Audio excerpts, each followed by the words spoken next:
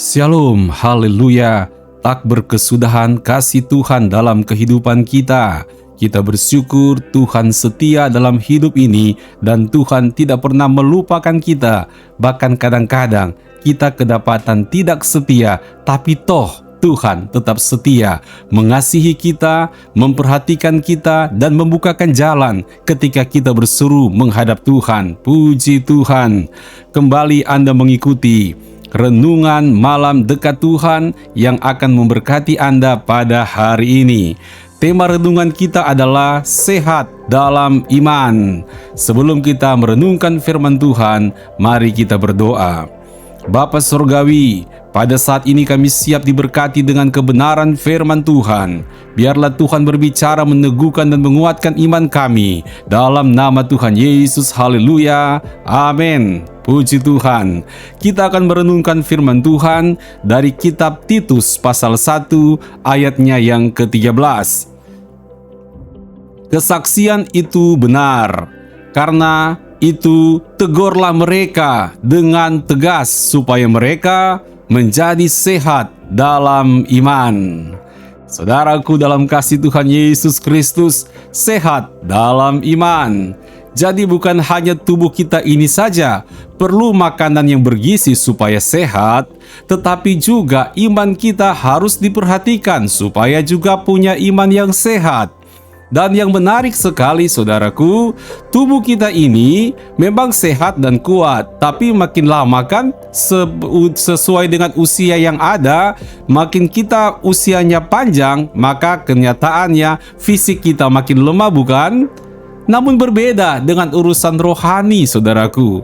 Semestinya makin lama rohani kita makin kuat, makin lama rohani kita makin dewasa, makin lama iman kita makin kuat, makin lama kita mengiring Tuhan, makin sehatlah iman kita. Semestinya yang benar harus demikian. Oleh sebab itu, kita melihat bagaimana Paulus begitu sangat memperhatikan urusan sehat dalam iman. Sampai-sampai Paulus berkata kepada Titus sedang melayani jemaat di Kreta Yunani saudaraku ya. Dan jemaat Kreta yang ada di Yunani adalah jemaat yang pembohong. Kelakuan mereka seperti binatang buas, kata kitab Titus. Dan lebih daripada itu, mereka ini adalah pemalas. Rupanya pembohong, kelakuannya seperti binatang buas dan pemalas, bawaannya suka apa? Suka meleter kemana-mana, ngomong gak jelas gitu loh. Gosip lah, mutar balikan fakta dan sebagainya. Ini model orang-orang yang ada di Kreta. Tetapi kita melihat, meskipun model orang-orang di Kreta minta ampun deh, kalau kita bayangin ya. Tetapi Tuhan mengasihi mereka, Tuhan mencintai mereka, dan orang-orang model seperti ini tetap Tuhan punya harapan supaya mereka punya iman yang sehat. Saya juga percaya, apapun juga keadaan kita pada saat ini, tetap Tuhan punya harapan untuk kita, agar kita memiliki kesehatan dalam iman. Iman kita sehat di mata Tuhan. Amin saudara. Oleh sebab itu sebagai anak-anak Tuhan, marilah kita membuka diri. Jelas sekali firman Tuhan berkata, karena itu tegurlah mereka dengan tegas. Dalam Titus 1 ayat 13, artinya agar kita bisa sehat dalam iman, kita harus punya hati yang mau ditegur, ya. Punya kerendahan hati untuk dinasihati. Kita harus membuka diri. Kalau ada yang kurang dalam diri kita, ada hal-hal yang tidak berkenan di mata Tuhan, ada dosa-dosa yang harus kita tinggalkan, kita harus legowo, harus siap sedia untuk diperbaiki oleh Tuhan. Kalau kita terbuka hati kita, saya sangat percaya kita bisa memiliki kesehatan di dalam iman.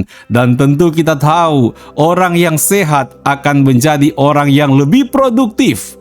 Orang yang sehat akan menjadi orang yang lebih bersukacita. Bukankah demikian? Mana ada orang berharap sakit supaya bisa bersuka cita? Nggak ada yang seperti itu. Jadi saya percaya ketika Anda memiliki iman yang sehat, Anda akan bersuka cita dalam hidupmu. Anda makin berproduktif dalam hidupmu. Engkau akan menjadi orang-orang yang berbuah lebat, membawa pengaruh, menjadi berkat dimanapun juga Anda berada. Saudaraku dalam kasih Tuhan Yesus Kristus, memang ada ciri-ciri orang yang imannya nggak sehat. Lihat dari mana? Nah, kita lihat Titus 1 ayatnya yang ke-16. Mereka mengaku mengenal Allah, tetapi dengan perbuatan mereka menyangkal Dia. Mereka keji dan durhaka dan tidak sanggup berbuat sesuatu yang baik. Nah, ini ciri-ciri orang yang mengaku punya iman, tapi imannya nggak sehat, sakit imannya. Ya, iman oplosan, istilahnya seperti itu, saudara. Kayak minyak goreng oplosan aja ya. Nah, saudara, iman yang tidak sehat seperti ini adalah mulut mereka bisa bicara mengenal Tuhan. Mulut mereka bisa bernyanyi memuji nama Tuhan. Mulut mereka bisa panjang doa-doanya dan indah kedengarannya. Tetapi perbuatan mereka, kelakuan mereka, tindakan mereka menunjukkan sebenarnya mereka menyangkal Tuhan. Ini namanya memiliki iman yang tidak sehat. Dan saudaraku dalam kasih Tuhan Yesus, mari kita berubah. Kita berkata, Tuhan, aku mau memiliki iman yang sehat. Aku siap ditegur oleh Tuhan, siap dituntun oleh Roh Kudus, dan mau berubah. Makin kita sehat secara rohani, maka makin indahlah kehidupan Anda di tengah-tengah dunia ini. Puji Tuhan, Tuhan Yesus memberkati. Mari kita berdoa. Bapa Surgawi, ampuni kami, jamah kami, ubahkan kami, agar iman kami makin hari makin sehat, makin kuat, maka kami akan menjadi orang-orang yang lebih daripada pemenang. Apa yang kami kerjakan dengan iman dibuat berhasil oleh Tuhan, karena kedapatan berkenan di hadapan Tuhan. Terima kasih ya Tuhan, dan berkatilah kami Tuhan, di saat kami akan beristirahat pada malam hari ini. Kami beristirahat dengan tenang, penuh dengan berkat Tuhan. Dalam nama Tuhan Yesus Kristus, haleluya, amin.